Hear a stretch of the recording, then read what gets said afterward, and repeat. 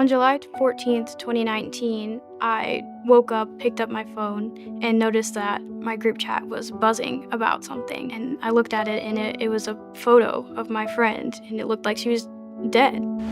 I am Kim Devins, and I'm Bianca's mother. People were making memes out of the images. They were turning them into jokes. They were sent to me. They were sent to various family members.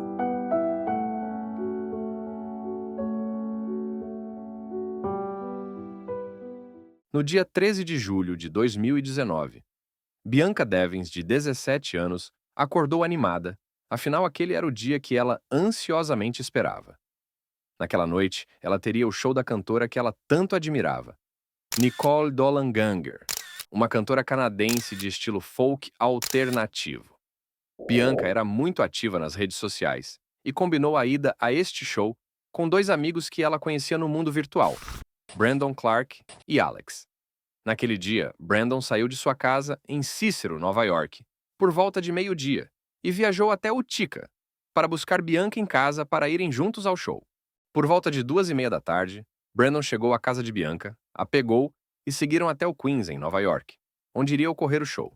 E lá encontrariam Alex, outro amigo de Bianca, que haviam combinado de se encontrar. Eles chegaram ao show por volta de 7:30. E tudo corria muito bem. Bianca estava animada, afinal estava no show de sua cantora favorita e estava conhecendo Alex, seu amigo virtual, pela primeira vez. Em algum momento naquela noite, Brandon foi ao banheiro. Bianca e Alex ficaram sozinhos e acabaram se beijando. Brandon acabou vendo a cena e, mesmo sem falar nada, aquilo foi o estopim para ele, que começou a remoer aquela cena por dentro. Bianca percebeu sua mudança e chegou a encaminhar uma mensagem à sua amiga, dizendo que Brandon estava estranho, que ela achava que Brandon a tinha visto beijando Alex. Ao final do show, que terminou por volta de 2 horas da madrugada, os três amigos se despediram e Brandon e Bianca iniciaram a viagem de volta para casa.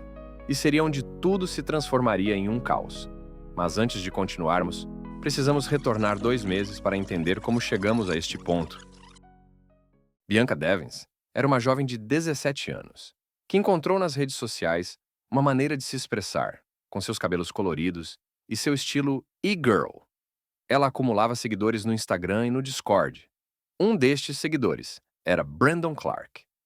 Por volta do mês de maio, Brandon e Bianca se conheceram pessoalmente pela primeira vez. Brandon foi até a casa de Bianca e conheceu seus pais e sua irmã. A mãe achou um jovem normal e muito agradável. Naquele momento, ele não expressava qualquer comportamento preocupante. Com as visitas mais frequentes a partir daquele ponto, Bianca e Brandon acabaram se envolvendo e ficando algumas vezes. Para Bianca, não era nenhum compromisso sério, mas para Clark, ele já começava a desenvolver um ciúme por ela, mesmo que internamente. No dia do show, Brandon tinha criado a expectativa de ficar com Bianca novamente, mas ao ver a cena do beijo escondido entre Bianca e Alex, ele ficou extremamente frustrado.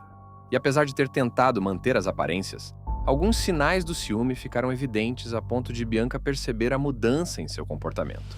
No caminho de volta do Queens para Utica, que levaria em torno de 4 horas de viagem, onde Brandon deixaria Bianca, eles começaram a ter uma discussão mais pesada, onde Bianca afirmava não ter nenhum compromisso com ele.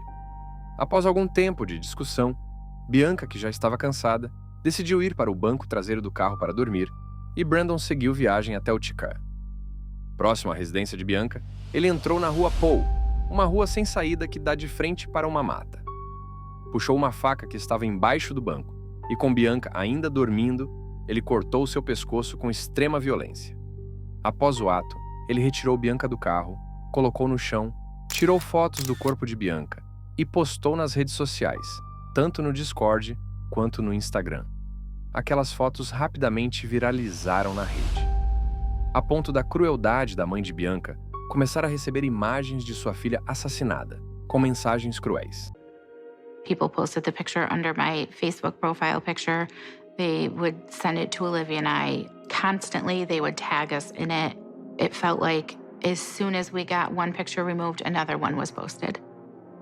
As a mother, it was very devastating because I feel like I couldn't protect her from that. I couldn't protect her from her murder, and then I couldn't protect her from being exploited on the internet. Alguns amigos de Bianca, ao verem a cena nas redes sociais, ligaram para a polícia para comunicar o ocorrido. Good morning. I believe someone may have been murdered. Okay, where? Okay, so I'm on an online group and somebody posted a picture of someone getting murdered, and I believe it to be a Miss Bianca. Ao mesmo tempo, Brandon ligava e mandava mensagens para sua família. Hey Graham, it's Brandon. I hope I would be able to reach you, but I guess I'm not able to. So I know this is going to come as kind of a surprise, at least to you it isn't to me. But I killed someone today. I killed my girlfriend. Well, she's supposed to be my girlfriend, but she cheated on me. Em seguida, ele mesmo ligou para o 911, informando que tinha assassinado Bianca e em seguida se mataria. It's going to be a murder-suicide.